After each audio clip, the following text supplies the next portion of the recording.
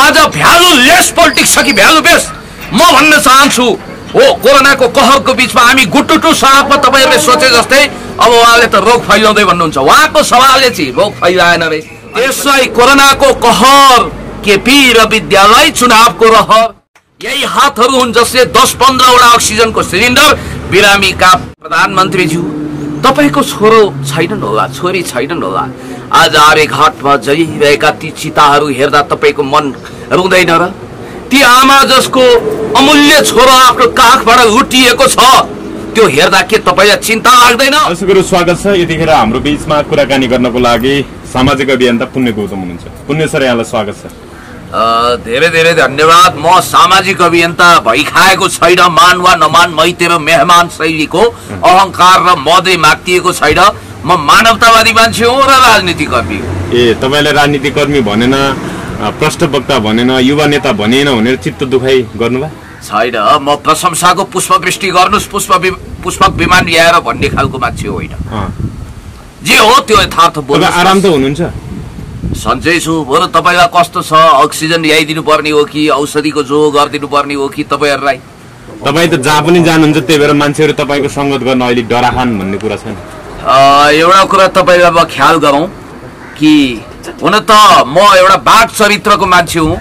पशुमा एउटा स्याल भन्ने ज्याद्रो प्राणी हुन्छ जो आफै रेबिज लिएर हिँडेको हुन्छ। उसले कसैलाई टोक्यो भने रेबिज लाग्छ, तर उसलाई कहिल्यै रेबिज लाग्दैन। यो कोरोना भन्ने ज्याद्रो जन्तुले चाहिँ मलाई अझै मिस्कल पनि हान्न सक्दैन। नेटवर्कै छैन उसको लागि।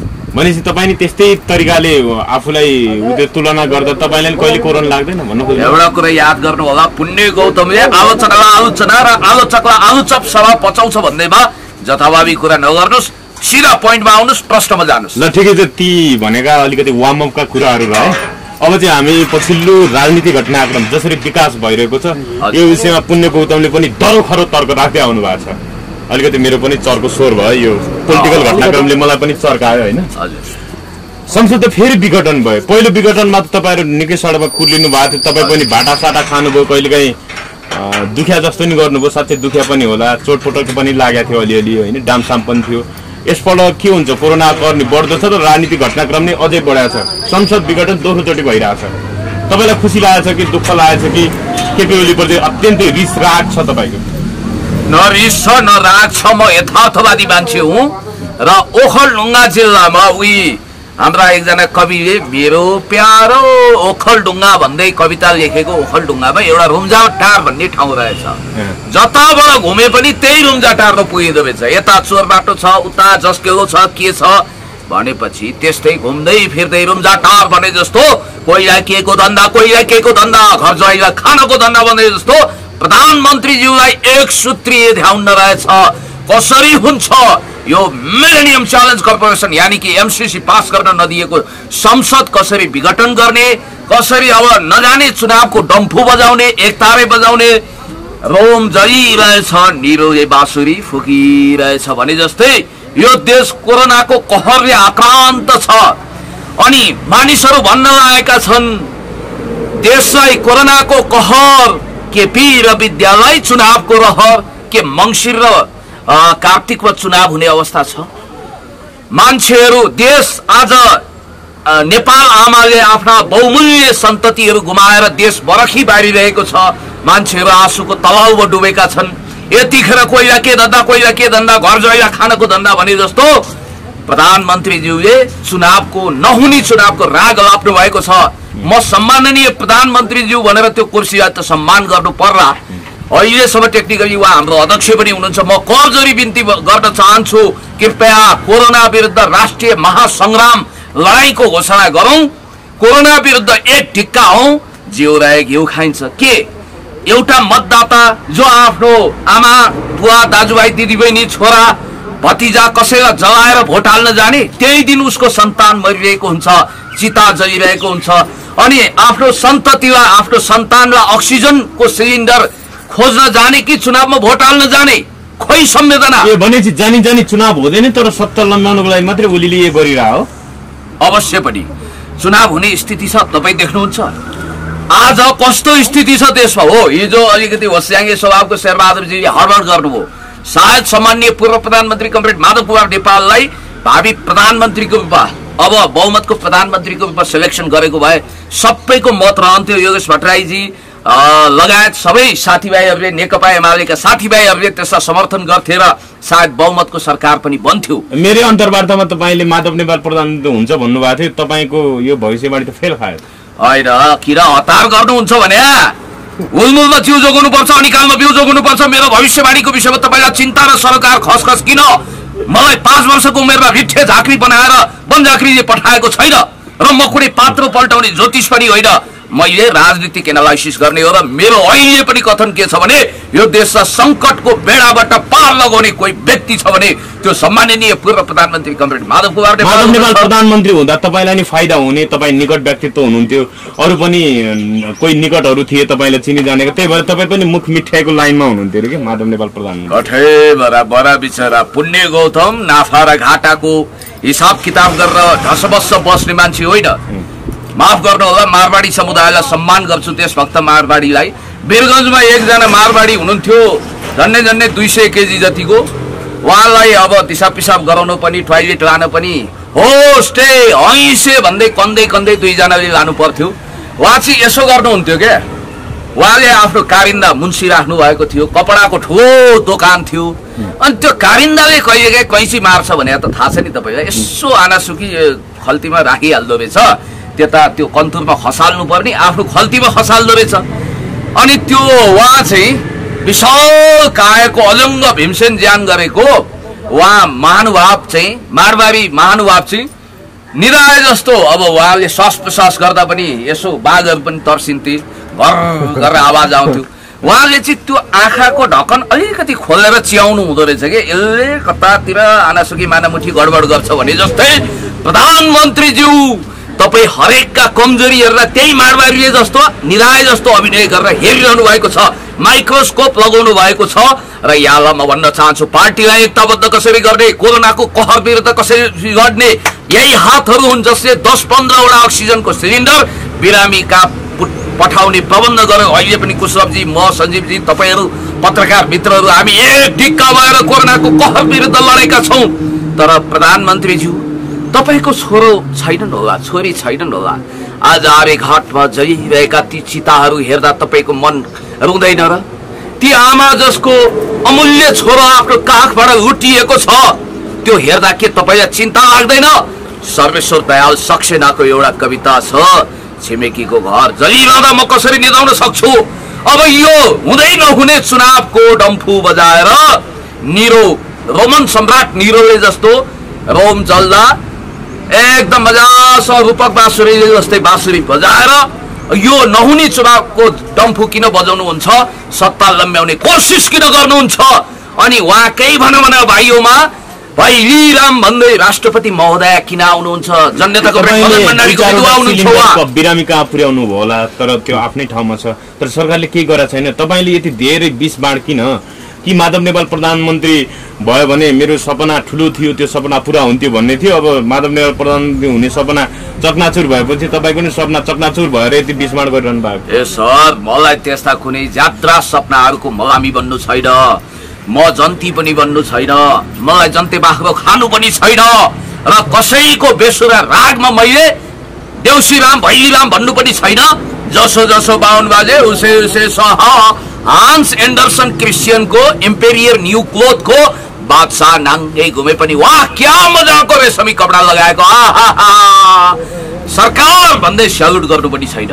म यति कुरा तपाईलाई भन्न चाहन्छु, कुनै समय मण्डलीहरू यो सरकार विरुद्ध जाइराख्दाखेरि हामी सहसा सती साल जस्तो भएर देशको पक्षमा, जनताको पक्षमा, विकासको पक्षमा, समृद्धिको पक्षमा, अन्याय अत्याचार भ्रष्टाचार विकृति विसङ्गति विरुद्ध अगाडि बढ्नुपर्छ भन्ने एउटा मान्यता लिएर अगाडि बढेका थियो। हरेक इन्टरभ्यू डायलग किन भन्नुहुन्छ तपाईँ? हरेकमा छैन, 1 महिना जति भएछ यो नभनेको। तपाईँ धन्यवादको पात्र हुनुहुन्छ। केही सिग्नेचर स्टेटमेन्टहरू हुन्छ, अरू त मेरो केही पनि दोहोरिँदैन, तपाईँलाई थाहा छ। र याद गर्नु होला, फेरि दोहोऱ्याए नभन्नुहोस्।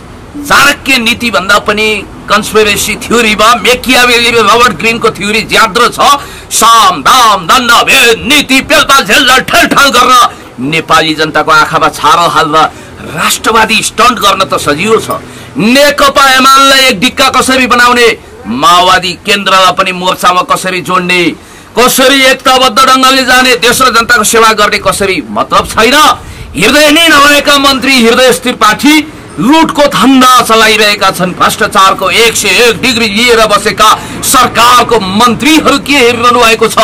एकताको पहल हामीले खुब गर्यौं। म पनि एउटा भिक्टिम मध्येको एक हो। 2075 सालमा मेरो फेसबुकको स्ट्याटस पनि तपाईले हेर्नु भएको छ। 75 सालमा जब पार्टी नेकपा बन्यो, एक डिक्का हुँदा मैले शपथ पत्रमा हस्ताक्षर गरेको थिएँ। तत्कालीन नेकपाको 443 केन्द्रीय सदस्य मध्ये एक म हुँ। म कालकुट विष महादेवले खाएर नीलकण्ठ भएका थिए। आधुनिक महादेव जस्तै बनेर अपमानहरू पचाए तैपनि सरकारले गतिलो कदम उठाएन। दुर्भाग्यवश अहिले कोरोनाको यो कहरको बीचमा रातो दिन मन्त्रीहरू जनताको बीचमा हुनु पर्थ्यो।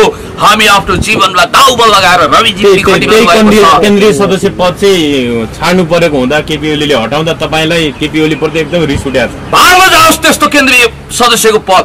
फुटबल जस्तो एक लात्ती हानेर उता पुर्याइदिन्छु। धेरै रिस उठ्यो। अनि खाली के केन्द्रीय सदस्य बनाएको थियो मलाई हटाए भनेर भन्नुहुन्छ त। आज ती केन्द्रीय सदस्यहरू कहाँ छन्? मेरो वास्तवमा इतिहासको मूल्याङ्कन हुनु पर्यो नि। 2045 सालमा अन्डरासभामा संगठित भएर 2046 सालमा मण्डलीको चर्कन चिउरा खाएर पोलिटिकल साइन्सको पिएचडी स्तर बनाएर त्यसपछि 48 सालको पार्टी सदस्य भएर कम्युनिस्ट पार्टीको पोलिट ब्युरो सदस्य भइसकेको मान्छेलाई बालको खाल उतार्ने अनि पहिला जाने पाम पाम पाम भन्दै छमछमी नाच्ने यो रेडियो नेपाल हो। अब फलानीबाट समाचार सुन्नुस् भन्नेलाई राष्ट्रिय सभामा लाने।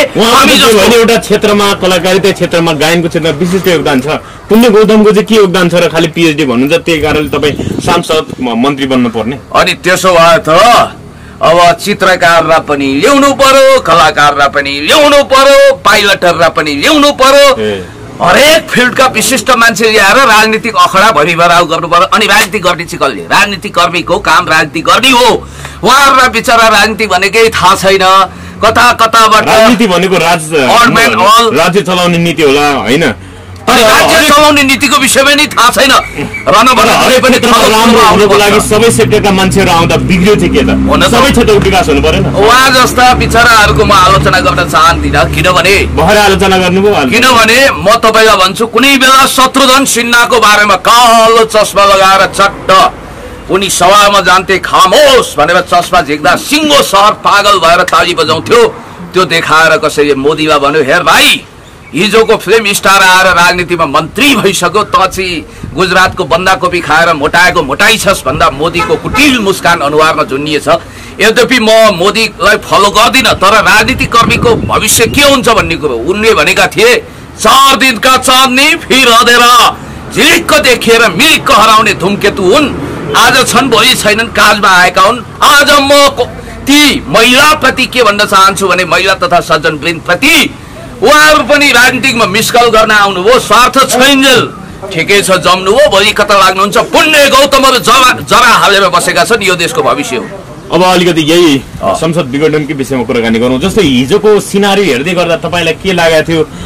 राष्ट्रपतिले अथवा प्रधानमन्त्रीले यो संसद विघटनको सिफारिस गर्ने अथवा भनौँ न राष्ट्रपतिले दुवै उम्मेदवारहरू जो प्रधानमन्त्री पदको लागि संसदको हस्ताक्षर लिएर जानुभएको थियो, पत्र लिएर जानुभएको थियो, प्रधानमन्त्री ओलीले 153, विपक्षी गठबन्धनले 139, यो हिसाबले उहाँले विवेक प्रयोग गरेर कसको फर्जी मत हो के हो भन्ने हिसाबले एउटा न एउटालाई प्रधानमन्त्री बनाउने कुरा आउँछ कि भन्ने चाहिँ कतिको शङ्का थियो, आशंका थियो, अथवा यसरी विघटनै हुन्छ भन्ने के थियो? दुईटैलाई त खारेज गरिदिने भयो होइन? के लाग्यो तपाईँलाई? यो ओली इक्वल टु भोली, झोली, गोली र बोली हो, यही हो होइन होला नि त? उहाँ त सम्माननीय प्रधानमन्त्रीज्यू मध्यरातमा होला हरेक कुराहरू जस्तो कु हुन छ के हुन छ भने पनि मध्यराततिर 12 बजेतिर मात्रै निर्णय हुन्छ। हिजो पनि झन्डै 12 बजेतिर निर्णय भयो। यस्तो समय चुक घोप्ट्याए जस्तो हो। रातमा औँसीको रातमा जब तपाईँ हिँड्नुहुन्छ कालो कुकुरले आएर खुट्टा टोकेको पनि थाहा हुँदैन त्यतिखेर। त्यस्तो भुत्रे खाजा खाने बेलामा उहाँले संसद विघटन गर्नुभयो। याद गर्नु होला, उहाँलाई लागेको होला इतिहास जित्नेहरूको घोडा हो, जो जिता वही सिकन्दर, त्यही हो अलेक्जेन्डर द ग्रेट भन्ने उहाँलाई लागेको होला। सफल हुनु त्यसो भए केपी ओलीले जित्यो, उहाँकै इतिहास रच्ने भयो नि त। इतिहास मदन भण्डारी जननेता कमरेड मदन भण्डारी कहिले पनि सत्तामा पुग्नु भएन। पुष्पलाल त सांसद पनि बन्नु भएन। तर आज सिंहदरबारमा फोटो टाँसिएका पूर्व प्रधानमन्त्रीहरू कहाँ छन्? मरिचमोहन सिंह टाइप गर्नुहोस्, बल्छी धुर्पे देखाउँछ। कलाकारको सम्मान होला। तर म भन्न चाहन्छु फोटो टाँच्दैमा कुनै जरुरी छैन कि तपाईँ नाम छ नि अरू प्रधानमन्त्री मरिजमानको ठिक छ, तपाईँलाई पो थाहा छ। अहिलेका पुस्ताले मरिजमान चिन्न अस्वीकार गरिरहेका छन् नि त, मैले भन्न खोजेको। त्यस कारणले गर्दाखेरि इतिहासमा एउटा कुरा ख्याल गर्नुपर्छ, victory has thousands father but defeat is always orphan भन्ने सन् 67 मा मारिएका जन अफ केनेडीको विषयमा तपाईलाई मैले भनिरहनु पर्दैन। उहाँले भन्नुभएको एउटा कुरा अझ पनि तपाईलाई स्मरण गराउँछु, राजनीतिमा सबैभन्दा महत्त्वपूर्ण सर्वोपरि भनेको नैतिकता हो। आज भ्यालुलेस पोलिटिक्स छ कि भ्यालु बेस? म भन्न चाहन्छु हो, कोरोनाको कहरको बीचमा हामी गुटुटु सडकमा तपाईहरुले सोचे जस्तै अब उहाँले त रोग फैलाउँदै भन्नुहुन्छ। उहाँको सवालले चाहिँ रोग फैलाएन रे, अनि प्रतिपक्षले गरेको सवालले चाहिँ त्यतिखेर रोग फैलाएको। प्रधानमन्त्री यस्तो लागेको थियो उहाँको सभामा सबै पीसीआर टेस्ट गरेका मान्छे मात्रै आएका थिए। इम्युनिटी पावर प्रतिरक्षा प्रणाली एकदम बलियो छ, यो ढंगले फैलेर भन्ने लागेको थिएन र फैलिहाले के अन्त भन्नुहुन्छ? उहाँको दोहोरो मापदण्ड हेर्नु न, उहाँको सभामा आउने जति चाहिँ मानव 24 घण्टे पीसीआर रिपोर्ट लिएर हेर भन्दै आए जस्तै र हाम्रो चाहिँ पीसीआर टेस्ट नगरिकन आए जस्तै। हजुर, अब अन्त्यमा आइसकेका छौँ, ठिकै छ। अब यो कार्यक्रमको अन्त्यमा आइसकेका छौँ। हामी जस्तो भर्खरै मात्र 5 दलको गठबन्धन, विपक्षी गठबन्धनको बैठक बस्यो होइन, अनि उहाँहरूले के निर्णय गर्नुभयो भने 149 जनाको हस्ताक्षर सहित सडकमा पनि सङ्घर्ष गर्ने र अदालत पनि जाने कुरा गर्नुभयो। तपाईँको आफ्नै छुट्टै टिम छ, तपाईँको पछाडि लाग्नेहरू पनि थुप्रै छन्। तपाईँ 5 देखि अर्को 6 दल भएर तपाईँ पनि विरोध गर्ने हो? अब म के गर्छु, जम्मै मेरो ग्रान्ड स्ट्राटेजी खोल्यो भने अहिले पुलिसको 100 मा फोन जान्छ र मलाई कराबजाब बनाइन्छ। त्यसकारण सबै कुरो नखोलौँ। तपाईहरुलाई म पुलिसको खोरमा जाकिनुपर्छ। अब म होइन, मेरो छुट्टै छ कि छैन त्यो छोडिदिनुस्। म पनि नेपाल कम्युनिस्ट पार्टी एमालेको अविभाज्य हिस्सा हुँ, पार्टी सदस्य हुँ। अब पनि एमाले भन्न मिल्छ र? दुईटा भइसक्यो, अब एमाले भन्ने विपक्षी गठबन्धनतिर लाग्ने आफ्नै नेकपा एमाले नेकपा एमाले अब सानो समूह 33 कोटी देवता भाग्नुस् तै पनि नेकपा एमाले फुट्दैन। यो यस्तो ज्यादव पार्टी हो जो देश र जनताको आँखाको नानी जस्तै भएर देश र जनताको लागि काम गर्छ र हामी माओवादी केन्द्रलाई पनि मिलाएर अगाडि बढ्छौँ। काम चाहिँ फरक फरक गर्ने, कोही यता पूर्वतिर हिँड्छ, कोही पश्चिमतिर हिँड्छ, अनि पार्टी चाहिँ एउटै कसरी भन्न सक्छ? एउटा कुरा ख्याल गर्नु होला, तपाईका हातका 5वटा औँला समान छैनन्, तपाईको दाजुभाइ तपाईकै फोटोकपी छैनन्।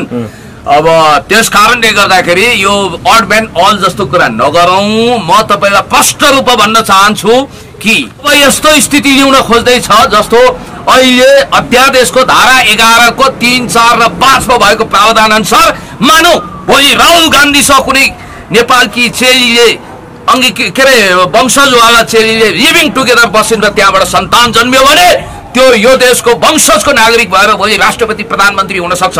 डोनाल्ड ट्रम्पको नाति कुनै नेपाली चेलीसँग बसेर बतासे सन्तान जन्मियो भने त्यसमा सामदाम दण्डभेद नीति आदि इत्यादि प्रयोग गरेर भोलि नेपालको सत्तामा राष्ट्रपति प्रधानमन्त्री प्रधान सेनापति बनाइन सक्छ।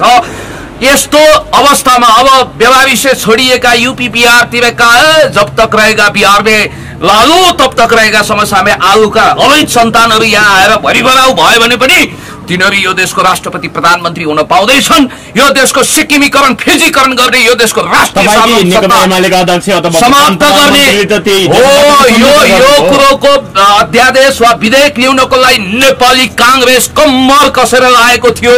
हामीले रोकेका थियौं।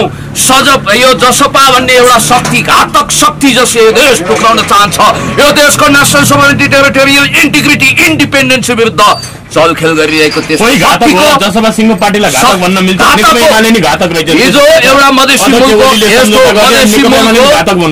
मधेसी मुलुकको एकजना साथीले भन्नुभएको छ, यो राजेन्द्र महतो र महन्त ठाकुर यी विषालु गोमन सापहरूसँग दुवै देशको नागरिकता छ। यसो भन्दाखेरि मलाई मानहानि स्वर मुद्दा लगाए हुन्छ। आफ्नो बुवाभन्दा 2 वर्ष अगाडि नागरिकता लिने विश्वमा पहिलो मान्छे हो राजेन्द्र महतो। हिजो लोडर चलाएर हिँड्थे, आज देश चलाउने कुरा गर्छन्। के छ योग्यता, के छ क्षमता, के छ प्रतिभा? हामी हुन्छ तर बुद्धि त चाहियो नि, औकात लेभल। राष्ट्रपति त भन्नाले डाक्टर रामबढादुर राष्ट्रपति हुनुभयो। ए बाबा, भैँसी त जसले पनि चराउला, भैँसी चराउनु तपाईले चलाउनु होला, मैले पनि चराएँ होला, तर भैँसी चराउने बुद्धि र चेतनामा सीमित हुनु भएन। उहाँ अलिकति उठ्नुभयो। म रामवरण यादव पनि एउटा देशभक्त हुनुहुन्छ, बीपीलाई सहयोग गर्ने। हरेक तराईका देशभक्तहरूलाई भन्न चाहन्छु, तपाईहरुको अधिकार लुट्न आएका यी विदेशी तत्त्व अङ्गीकृतहरूले अब त के भने आमाले आफ्नो नाउँमा नागरिकता बनाउन सक्ने बाउको पहिचान खोल्नु नपर्ने भन्ने बित्तिकै त यो देश बतासे सन्तानले पनि नागरिकता पाउँछ हो विदेशी ज्वाइँहरूका बतासे भान्जा भान्जीले यो देशमा नागरिकता पाउने भए यो देशको सिक्किमीकरण हुने भयो फिजीकरण हुने भयो बतासे सन्तान भन्दै गर्दा यही रोके कुनै एउटा केटा र केटी भयो उनीहरूको लभ पर्यो अब के भयो अनि बच्चा भयो होइन अनि बच्चा भयो तर उनीहरू छुटे एक अर्कामा सम्पर्क दिन्छन् तर त्यो बच्चाले बाबु पत्ता लागेका छैनन् दुवै नेपाली हुन् भने उनीहरूले त नागरिकता पाउनु पर्यो नि पाइरहेछ तपाईँलाई उदाहरण दिन्छु रसुवा बारा पर्सातिर यस्ता घटनाहरू देशव्यापी भएको छ म तपाईँलाई भन्छु कि त्यस्तो ठाउँमा सरजिबिन